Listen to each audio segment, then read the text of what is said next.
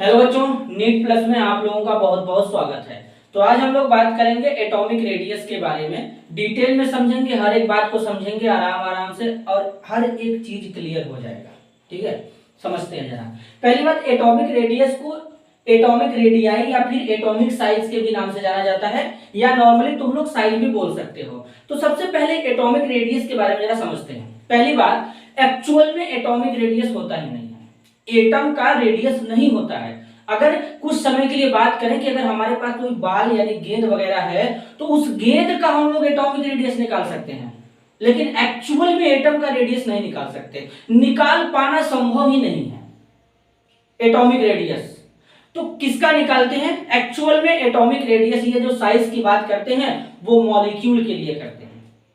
जब atom bonded state में हो, बॉन्ड बनाया हुआ हो, तब एटॉमिक साइज की बात करते हैं, तब एटॉमिक साइज की बात करते हैं। सबसे छोटा एटॉमिक साइज, एटम का सबसे छोटा रेडियस यहां पर मैंने लिखा है, देख सकते हो, 1.2 इंटू 10⁻⁻10 मीटर। ये एटम का सबसे छोटा रेडियस है, इससे छोटा साइज तो होता ही नहीं है। 1.2 × 10⁻⁻10 मीटर। अब जरा ध्यान से सुनो, ये देख रहे हो इलेक्ट्रॉन जो होते हैं ये वेव के जैसा बिहेव करते हैं, वेव के जैसा, ऐसे ऐसे। तो इसलिए मैंने यहाँ पर गोला तो बनाया, साइज बनाया, लेकिन यहाँ देखो मैंने ऐसे ऐसे किया। ऐसे ऐसे करने का मतलब इलेक्ट्रॉन जो है वो वेव के जैसा बिहेव करते हैं, तो इसका मतलब इनका कोई फिक्स्ड बाउंड्री वगैरह नहीं होता है, इसीलिए एटॉमिक साइज को डिफाइन नहीं कर पाते। हालांकि कुछ लोग बताते हैं ऐसे गोला बना के कि एटम के सेंटर से आउटर मोस्ट सेल की जो बीच का दूरी होता है उसे एटॉमिक साइज कहते हैं, लेकिन एक्चुअल में अगर और अंदर जाए तो अच्छे से समझे तो एटम का साइज होता ही नहीं। तो इलेक्ट्रॉन वेव के जैसा बिहेव करता है, इसका कोई फिक्स बाउंड्री वगैरह नहीं होता है, तो इसीलिए मैंने बोला hence actually there is no atomic radius. Actual में एटॉमिक रेडियस होता है नहीं है। अब तीन टाइप्स के एटॉमिक रेडियस होते हैं, ठीक है। सबसे छोटा एटॉमिक रेडियस यहाँ पे मैंने लिखा हुआ है, ये अपने एनसीईआरटी में भी गिवन है। एक होता है कोवेलेंट रेडियस, दूसरा होता है वान डेर वाल रेडियस, तीसरा होता है मेटालिक रेडियस।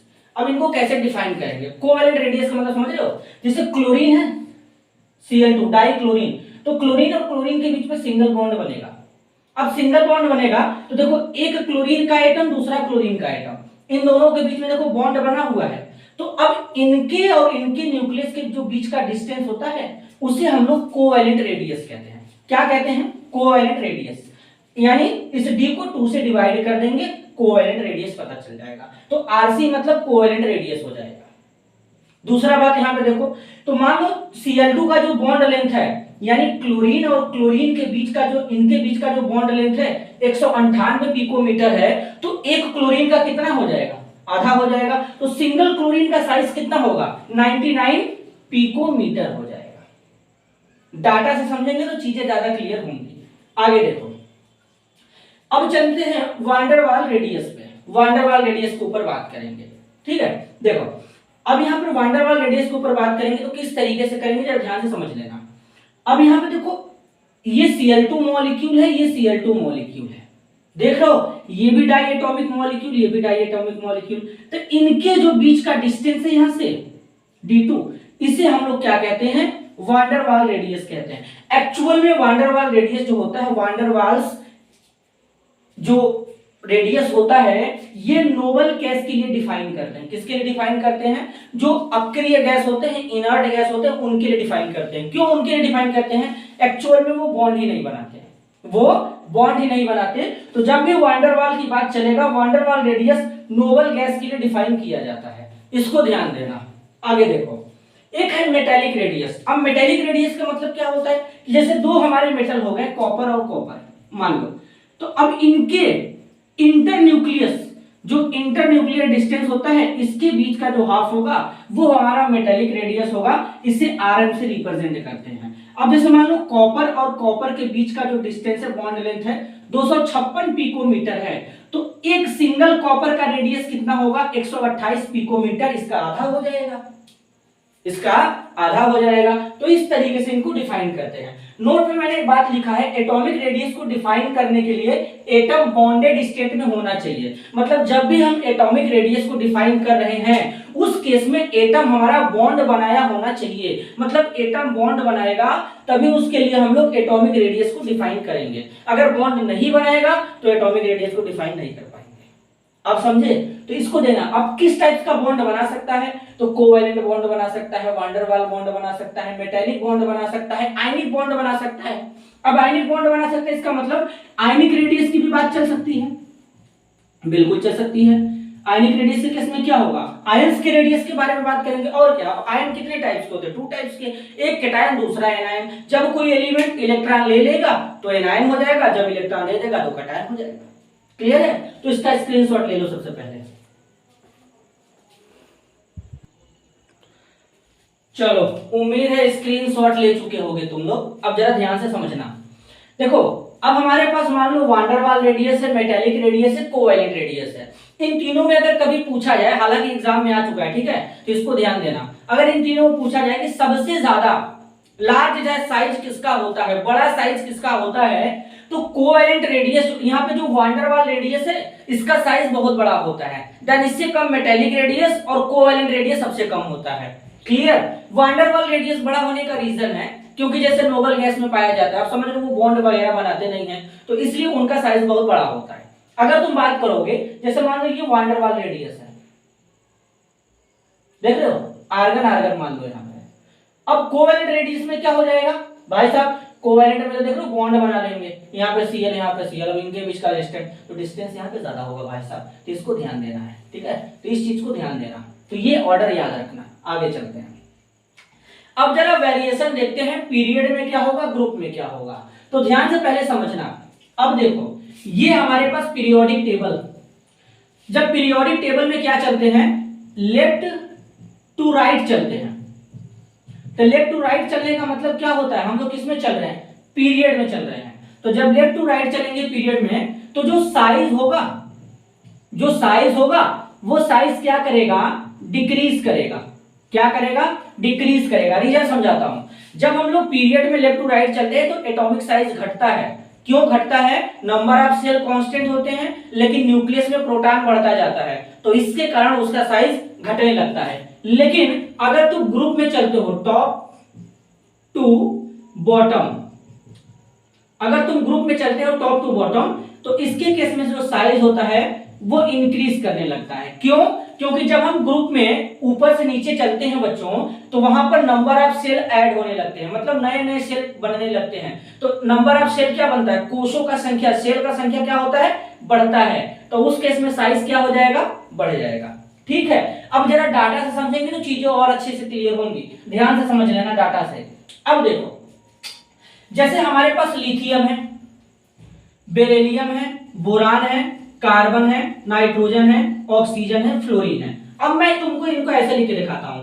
लिथियम होता है, बेरिलियम होता है, boron, carbon, nitrogen, oxygen, fluorine, neon. Neon हमारा नोबल गैस है, इसके बारे में बात नहीं करेंगे। तो लिथियम से देखो फ्लोरीन तक चलते हैं। Atomic number 3, 4, 5, 6, 7, 8, 9। और सबसे मस्त बात है, देखो यहां पर ये एक ही पीरियड के एलिमेंट है। कौन से पीरियड के एलिमेंट है? ये सारे के सारे सेकेंड पीरियड के एलिमेंट है। कौन से पीरियड के एलिमेंट है? दूसरे पीरियड के एलिमेंट है। तो जब लिथियम से फ्लोरीन की तरफ चलेंगे तो लेफ्ट टू राइट चल रहे हैं, मतलब पीरियड में चल रहे हैं, तो उस केस में एटॉमिक साइज क्या हो जाएगा? घट जाएगा। क्यों घटेगा? क्यों घटेगा? इसलिए घटेगा कि नंबर ऑफ सेल तो कांस्टेंट होता है, सबके पास सेकंड पीरियड के एलिमेंट है, तो इनके पास, सबके पास क्या है? 2 सेल है। अब 2 सेल लेने का मतलब सेल कांस्टेंट हो गया। लेकिन न्यूक्लियस में प्रोटॉन तो बढ़ रहे हैं भाई साहब, न्यूक्लियस में प्रोटॉन बढ़ रहे हैं। देख लो यहाँ पे 9 होगा यार, 10 क्यों लिखा गया? क्लोरीन का 9 होता है।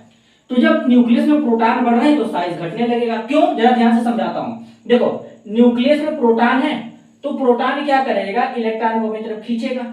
इलेक्ट्रॉन अपनी तरफ खींचेगा, तो इलेक्ट्रॉन को खींचेगा मतलब इलेक्ट्रॉन धीरे धीरे न्यूक्लियस के पास आएगा, साइज बढ़ जाएगा, सॉरी साइज घट जाएगा। तो इसको ध्यान देना, जब पीरियड में चलते हैं तो साइज क्या होता है? घटता है। आगे चलते हैं ग्रुप में। अब ग्रुप में टॉप टू बॉटम चलेंगे तो साइज क्या हो रहा है? इंक्रीज कर रहा है। इसको भी डाटा से समझते हैं, ध्यान देना। जैसे फ्लोरीन, क्लोरीन, ब्रोमीन, आयोडीन। अब जरा ध्यान से समझ लो, फ्लोरीन है, क्लोरीन है, ब्रोमीन है, आयोडीन है, एस्टेटिन है। अब ये जो एलिमेंट होते हैं ये ग्रुप नंबर 17 के एलिमेंट होते हैं। कौन से? ग्रुप नंबर 17 के एलिमेंट होते हैं, हैलोजन फैमिली से बिलोंग करते हैं। तो जब फ्लोरीन से आयोडीन की तरफ चलेंगे तो एटॉमिक साइज बढ़ेगा। क्यों बढ़ेगा? क्योंकि ग्रुप में चल रहा है। तो ग्रुप में चलने पर क्यों बढ़ रहा है, इसके पीछे रीजन है, मैं बताता हूं। नंबर ऑफ शेल बढ़ जाएंगे, नंबर ऑफ शेल बढ़ जाएंगे। तो इसलिए देखो फ्लोरीन का जो एटॉमिक साइज है 72 पिकोमीटर, क्लोरीन का 99 पिकोमीटर, ब्रोमीन का 114 पिकोमीटर, आयोडीन का 133 पिकोमीटर। तो देखो बढ़ रहा है, मतलब यानी साइज बढ़ने का तरीका क्या है, ये है, ये साइज बढ़ने का तरीका है। समझ गए? अब जैसे lithium, sodium, potassium, lithium, sodium, potassium, rubidium, caesium, ये भी तीनों एक ही ग्रुप के एलिमेंट है, ग्रुप नंबर फर्स्ट के एलिमेंट है। तो देखो 152 picometre, 186 picometre, 231 picometre, 294 picometre, 262 picometre caesium का साइज हो गया। तो जब ग्रुप में टॉप टू बॉटम चलते हैं तो एटॉमिक साइज बढ़ता है, और जब पीरियड में लेफ्ट टू राइट चलते हैं तो एटॉमिक साइज घटता है, क्योंकि नंबर ऑफ सेल कांस्टेंट होते हैं, न्यूक्लियस में प्रोटॉन बढ़ता है। क्लियर है? लेकिन जब ग्रुप में चलते हैं तो इसलिए बढ़ता है साइज, क्योंकि नंबर ऑफ सेल ऐड होने लगते हैं, सेलों का संख्या बढ़ने लगता है। तो ये देखो वेरिएशन था ग्रुप और पीरियड में। क्लियर है? एस के लिए, पी के लिए ये काम करेगा बहुत अच्छी तरीके से। डी ब्लॉक में थोड़ा चेंजेस होता है, उसके लिए भी मैं तैयार हूं, तुम लोगों को बताऊंगा, टेंशन मत लो। पहले ये बताओ, क्लियर है? स्क्रीनशॉट लो इसका। चलो थोड़ा और डाटा से बात करते हैं। डाटा से बात करने पर क्या होता है ना, चीजें क्लियर होने लगती हैं, इससे बहुत ही मजा आता है, पढ़ने में भी मजा आता है और समझ में भी आने लगता है, चीजें एकदम क्रिस्टल क्लियर दिखने लगती हैं। इसलिए डाटा से बात करेंगे, ठीक है? देखो, तो अब क्या सर ये डाटा याद रखना है? बिल्कुल नहीं याद रखना है। क्वेश्चन इस पे कैसे करना मैं समझाऊंगा, ठीक है? एक एक क्वेश्चन कर भी लेंगे, लेकिन फिलहाल के लिए ध्यान दो। देखो अब यहां पर जैसे ये एलिमेंट है सेकेंड पीरियड के, lithium, beryllium, boron, carbon, nitrogen, oxygen, fluorine. अब इनका ये देखो एटॉमिक रेडियस दिया है पिकोमीटर में, 152, 111, 88, 77, 74, 66, 64। तो मतलब पीरियड में लेफ्ट टू राइट चल रहे हैं तो एटॉमिक रेडियस घट रहा है। देखो थर्ड पीरियड के एलिमेंट है, यहां पर पिकोमीटर में दिया रहेगा एटॉमिक साइज पिकोमीटर में। देखो तो सोडियम का कितना है 186, तो मैग्नीशियम का 160, एल्यूमिनियम का 143 हो गया, सिलिकॉन का 117, फास्फोरस का 110, सल्फर का 104, क्लोरीन का 99 हो गया। तो मतलब पीरियड में लेफ्ट टू राइट चलेंगे तो एटॉमिक रेडियस घटेगा। अब तो क्लियर हो चुका होगा। अब देखो ये ग्रुप में बात करेंगे, ये ग्रुप नंबर फर्स्ट के एलिमेंट है, lithium, sodium, potassium, rubidium, caesium. इनका देखो पिकोमीटर में एटॉमिक साइज दिया है, एस मतलब एटॉमिक साइज पिकोमीटर में। लिथियम का 152 है, तो जब लिथियम से सोडियम की तरफ चलेंगे तो 186 हो जाएगा, इसका मतलब सेल बढ़ गया। मतलब पोटेशियम में चलेंगे 231, फिर सेल बढ़ गया। रुबिडियम में 244 और सीजियम में 262, इसका मतलब जब चल रहे हैं नीचे की तरफ ग्रुप में तो एटॉमिक रेडियस बढ़ रहा है। क्यों बढ़ रहा है? क्योंकि नंबर ऑफ शेल बढ़ रहे हैं। अब देखो ये ग्रुप नंबर 17 के एलिमेंट है जिनको हैलोजन फैमिली कहते हैं, इनका भी पिकोमीटर में रेडियस है एटॉमिक साइज। देखो फ्लोरीन का 64 है, क्लोरीन का 99, ब्रोमीन का 114, आयोडीन का 133 और एस्टेटिन का 140 हो गया। तो इस तरीके से वेरिएशन चलता है। स्क्रीनशॉट लो इसका, जरा लो जल्दी लो। अब जरा ध्यान देना, एटॉमिक साइज हम लोग समझ रहे हैं डी ब्लॉक में। देखो एस ब्लॉक में समझ लिए, पी में समझ लिए, अब डी ब्लॉक के लिए एटॉमिक साइज समझ लेते हैं। एफ ब्लॉक के लिए हम लोग बात नहीं करेंगे, क्योंकि एफ ब्लॉक उतना ज्यादा अभी डेवलप भी नहीं है, उसके बारे में उतना ज्यादा जानकारी प्राप्त नहीं है। तो उसके बारे में बेसिकली जब एफ ब्लॉक पढ़ेंगे तो वहां पे थोड़ा डिस्कस कर लेंगे, ठीक रहेगा वहां पे। और वैसे भी वो जो एफ ब्लॉक से उतना ज्यादा साइज वगैरह पे डिटेल में क्वेश्चन नहीं आते हैं, लेकिन उसको समझ लेंगे, ठीक है?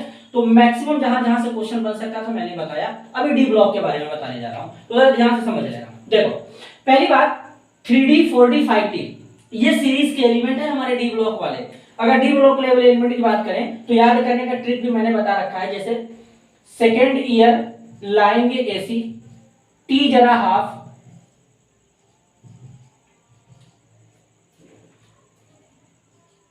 फिर वो नवाब था, ऐसे ऐसे पूरा का पूरा जाएगा। स्कैंडियम है, टाइटेनियम है, वैनेडियम है, क्रोमियम, मैंगनीज, आयरन, कोबाल्ट, निकल, कॉपर, जिंक।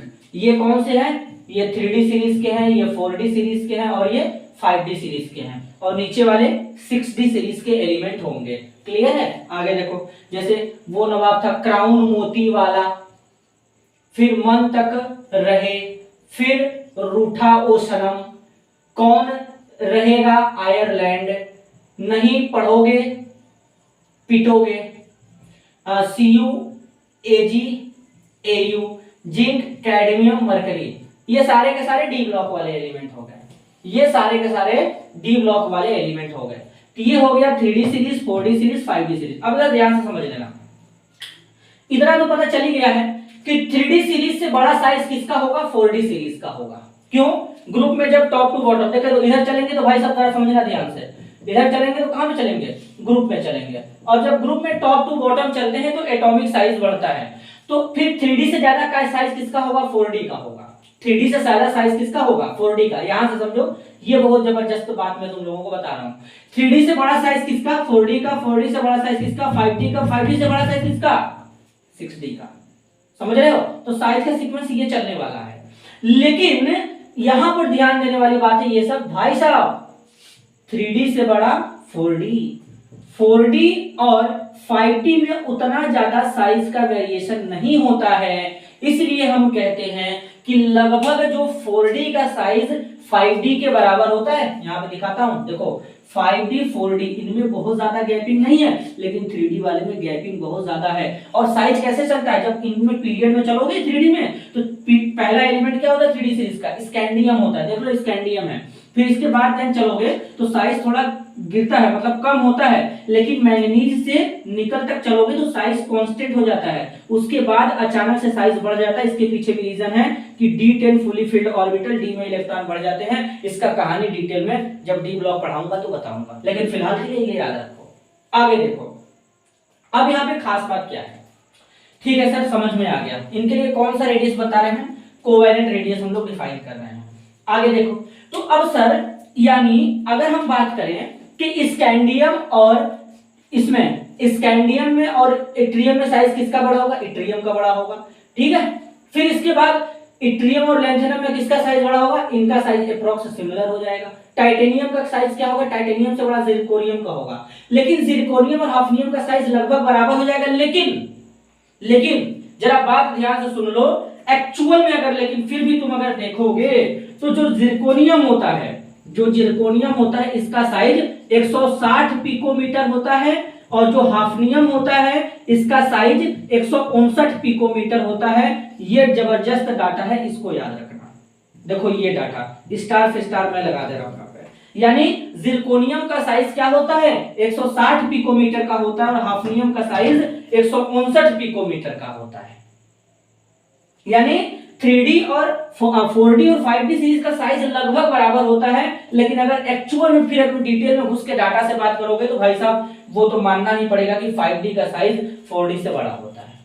ठीक है, फिर इसी तरीके से वैनाडियम से बड़ा साइज इसका होगा, इनका लगभग बराबर हो जाएगा। तो यही कहानी यहाँ पे चलता रहेगा। ठीक है, तो मेरे हिसाब से तुम लोगों को क्रिस्टल क्लियर हो गया होगा, एक एक बात क्लियर हो गया होगा एटॉमिक साइज से रिलेटेड। अब दिमाग में कोई भी समस्या पैदा नहीं होगा, कोई भी शंका वगैरह नहीं होगा, कंफ्यूजन नहीं होगा। अच्छे से एकदम एटॉमिक साइज समझ में आएगा। मैंने अपनी तरफ से पूरा कोशिश किया समझाने का। तो सर पढ़ने से केवल काम चलेगा, नहीं चलेगा। अब क्वेश्चन करेंगे, मजा आएगा। अब इसका स्क्रीनशॉट लो, क्वेश्चन करते हैं।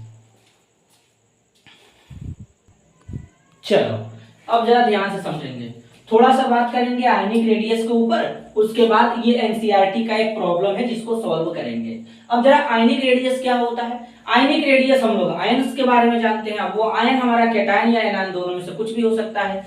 अब यहाँ पर अगर मेटल होगा तो M का मतलब मेटल होगा, प्लस X का मतलब उसके ऊपर पॉजिटिव चार्ज तो होगा, अब चाहे जितना भी हो सकता है। Nm का मतलब नॉन मेटल होगा, इसके ऊपर नेगेटिव चार्ज तो होगा। X का मतलब चाहे जितना भी हो सकता है। तो पहली बात एक ध्यान देना, अगर हमारे पास कोई कैटायन है, जरा बात को ध्यान से समझो, अगर हमारे पास अगर कोई कैटायन है तो कैटायन का साइज उसके पेरेंट एटम से स्मॉल होता है।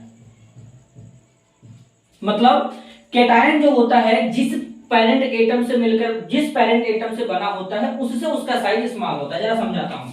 जैसे मान लो सोडियम है, सोडियम से सोडियम प्लस बनेगा। कब बनेगा, जब सोडियम एक इलेक्ट्रॉन निकाल देगा तब। तो ये हमारा केवल सोडियम है और ये सोडियम आयन है। इनमें से साइज किसका स्मॉल होगा? सोडियम आयन का, क्योंकि सोडियम आयन का पेरेंट एटम कौन होगा? सोडियम होगा।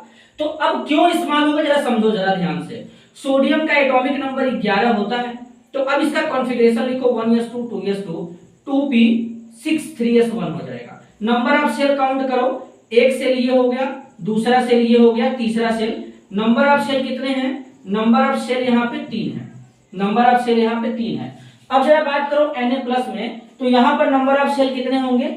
यहाँ पे कॉन्फ़िगरेशन लिखोगे 1s2 2s2 2p6 3s0 हो जाएगा। क्यों? एक इलेक्ट्रॉन निकल गया, और मैंने शुरू में ही बता रखा था कि ऑर्बिटल तभी पॉसिबल होता है जब उसमें इलेक्ट्रॉन हो, तो यानी इसका होना ना होना कोई मतलब नहीं करता, कोई मैटर ही नहीं करता। नंबर ऑफ सेल कितने हैं? 2 हैं। नंबर ऑफ सेल कितने हैं? नंबर ऑफ सेल इसमें कितने होंगे? 2 होंगे। अब यहाँ पे देखो, इस सोडियम में ये इसका न्यूक्लियस, अब न्यूक्लियस के बाहर पहला सेल, पहले सेल के बाद दूसरा सेल, दूसरे सेल के बाद तीसरा सेल। अब जरा ध्यान देना, पहले वाले सेल में कितना इलेक्ट्रॉन है? 2 इलेक्ट्रॉन है, 2 भर दिए। दूसरे वाले सेल में कितना इलेक्ट्रॉन है? 8 इलेक्ट्रॉन, 1 2 3 4 5 6 7 8। सही है ना भाई? 2 2 4 2 2 4 2 6 2 8 हो गया। लास्ट वाले सेल में कितना इलेक्ट्रॉन है? 1 इलेक्ट्रॉन। अब जरा Na+ के लिए देखो, तो इसके लिए ये न्यूक्लियस हो गया, पहला सेल, दूसरा सेल, तीसरा सेल। अब जरा ध्यान से देखना, पहले वाले सेल में कितना इलेक्ट्रॉन है? 2 इलेक्ट्रॉन है। दूसरे वाले सेल में 8 इलेक्ट्रॉन, 2 3 4 5 6 7 8। अब लास्ट वाले सेल में तो कोई इलेक्ट्रॉन नहीं, मतलब ये सेल पॉसिबल ही नहीं है। तो मतलब इसके पास एक सेल कम हो गया, इसके पास एक सेल कम हो गया। तो सेल कम होने का मतलब साइज कम हो गया। तो कैटायन के केस में हमेशा कैटायन अपने पेरेंट एटम से छोटा होता है, क्योंकि उसमें नंबर ऑफ सेल कम हो जाते हैं, नंबर ऑफ इलेक्ट्रॉन घटने के कारण। देख रहे हो? अब जरा समझते हैं। तो इसीलिए देखो मैंने यहाँ पे लिखा है एक्चुअल में डाटा कि सोडियम का साइज कितना है? 186 पिकोमीटर है, जबकि सोडियम आयन का साइज देख रहे हो 195 पिकोमीटर हो गया, 95 पिकोमीटर हो गया। तो इसलिए केटायन हमेशा अपने पेरेंट एटम से छोटा रहेगा। आगे जरा समझाता हूं। लेकिन अगर तुम एनायन की बात करोगे तो एनायन जो होते हैं वो अपने पेरेंट एटम से बड़े होते हैं। क्या होते हैं? एनायन अपने पेरेंट एटम से बड़े होते हैं। क्यों? जरा ध्यान से समझना। जैसे मान लो हमारे पास फ्लोरीन है, फ्लोरीन को 1 इलेक्ट्रॉन दे दोगे तो F- बनाएगा।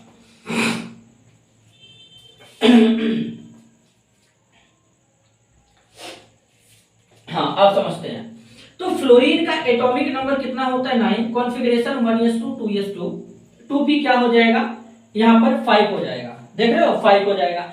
अब जरा तुम इसमें F- में अगर बात करोगे, बच्चों जरा लाइट कट गया है, थोड़ा सा रुके रहना, थोड़ा सा चीजें क्लियर हो जाएंगी। जरा वेट करना कुछ सेकंड। हाँ तो भाई लोग, लाइट आ गया है। Welcome to NEET plus. अब जरा फिर से समझते हैं, ध्यान देना। तो हम कहाँ थे? यहाँ पे थे। हाँ, तो जैसे F- है, तो अब यहाँ पे तो 9 इलेक्ट्रॉन थे, लेकिन F- में 10 इलेक्ट्रॉन हो जाएंगे। और ये ध्यान देना, जब इलेक्ट्रॉनिक कॉन्फ़िगरेशन करते हैं तो इलेक्ट्रॉनों का बंटवारा करते हैं, न कि प्रोटॉन का। तो इसमें 10 इलेक्ट्रॉन हो जाएंगे। अब 10 इलेक्ट्रॉन का जब कॉन्फ़िगरेशन लिखोगे भाई तुम, तो 1s2 2s2 2p यहाँ पे 6 हो जाएगा। तो अब जरा इनका ये बनाते हैं ऑर्बिटल डायग्राम। न्यूक्लियस हो गया, पहला सेल, दूसरा सेल। पहले वाले सेल में कितना इलेक्ट्रॉन होगा? 2 इलेक्ट्रॉन होगा।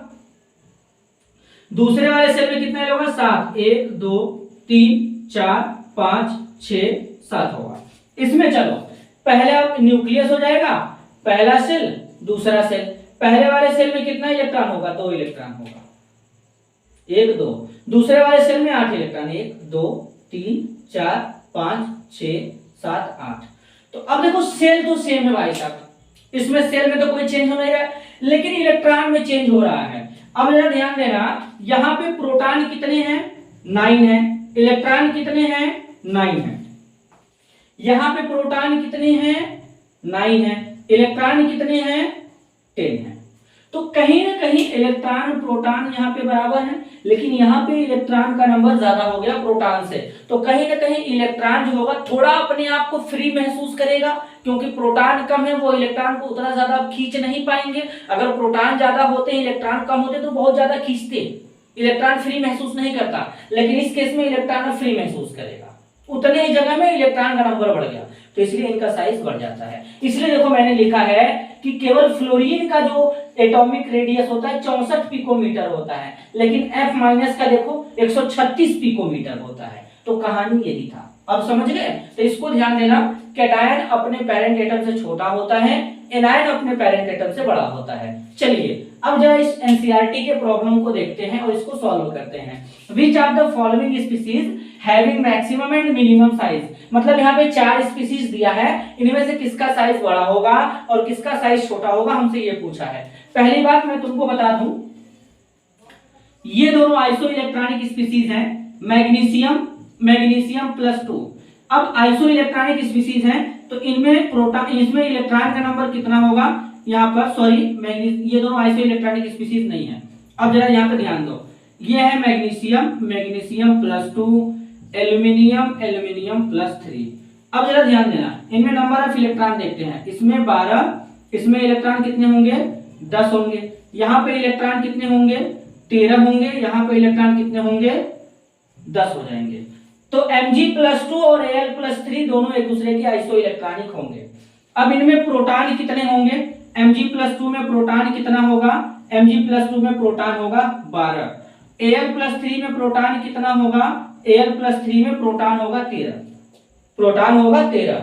अब जरा ध्यान देखना, ध्यान से समझ लो, तो सबसे बड़ा साइज किसका होगा पहले ये चेक करते हैं। मैग्नीशियम और एल्यूमिनियम में बात करेंगे तो मैग्नीशियम सेकेंड पीरियड का एलिमेंट होता है और एल्यूमिनियम जो होता है वो थर्ड पीरियड का एलिमेंट होता है, क्योंकि एल्यूमिनियम के पास कितने सेल होते हैं, 2 सेल होते हैं, यही होते हैं ना। एक बार चेक करता हूं, सॉरी गलत हो गया, मिस्टेक है, दोनों ही हमारे थर्ड पीरियड के एलिमेंट होते हैं, 2 8 2 2 8 3, यही होता है ना।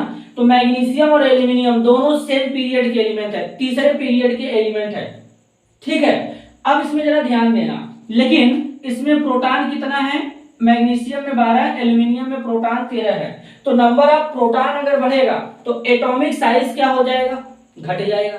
अब ऐसे भी जब सेम पीरियड के एलिमेंट है तो लेफ्ट टू राइट चलेंगे तो मैग्नीशियम का साइज बड़ा, एल्यूमिनियम का साइज छोटा हो जाएगा। तो मैक्सिमम साइज किसका होगा, मैक्सिमम साइज किसका होगा, मैक्सिमम साइज हो जाएगा मैग्नीशियम का। अब मिनिमम साइज की बात करेंगे तो ये तो खत्म कहानी। अब मिनिमम सबसे कम साइज की बात करेंगे, सॉरी बच्चों फिर से लाइट कट गया, जिंदगी में बहुत प्रॉब्लम है, 1 मिनट।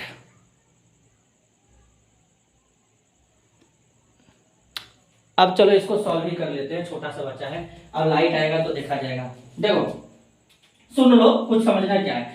एल्यूमिनियम में इलेक्ट्रॉन 13 है और Al+3 में इलेक्ट्रॉन 10 है, लेकिन प्रोटॉन यहां पर देखोगे एल्यूमिनियम में 13 है और Al+3 में प्रोटॉन कितने हैं 13 है। तो इलेक्ट्रॉन तो 10 ही है, मतलब प्रोटॉन ज्यादा हो गया, तो छोटा साइज किसका होगा, Al+3 का। तो मिनिमम साइज किसका होगा, मिनिमम साइज हो जाएगा Al+3 का। तो मेरे हिसाब से तुम लोगों को ये बात क्लियर होगा, ठीक है। तो आज के लिए बस इतना ही, मिलते हैं अगले वीडियो में, तब तक के लिए धन्यवाद।